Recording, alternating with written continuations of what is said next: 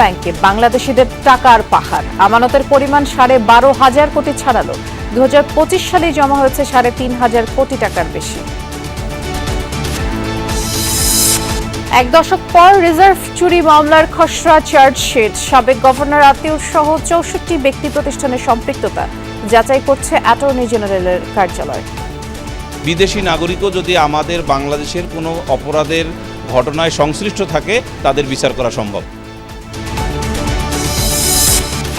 নিরাপত্তার ঘেরাটোপ যেন জনবিচ্ছিন্ন না করে এসএসএফ এর উদ্দেশ্যে প্রধানমন্ত্রী, সর্বাধুনিক প্রযুক্তির ব্যবহারে কৌশলগত দক্ষতা অর্জনের তাগিদ। চ্যালেঞ্জ মোকাবেলায় আধুনিক ও যুগ উপযোগী প্রশিক্ষণের মাধ্যমে নিজেদেরকে সার্বক্ষণিক প্রস্তুত রাখা অত্যন্ত জরুরি। এখন থেকে সব বোর্ডে এইচএসসি ও সমমান পরীক্ষা হবে অভিন্ন প্রশ্নপত্রে, জানালেন শিক্ষামন্ত্রী। প্রথম শ্রেণীতে হবে নামমাত্র ভর্তি মূল্যায়ন। শুনছি আমি এক সময়, এখন তো আর মিটারে প্রশ্ন আসে না। সাধারণত নর্মালি ভাড়া হলো 500 টাকা, 400 টাকা, কিছু কিছু সময় আছে ওরা ভাড়া চায় 800, 1000।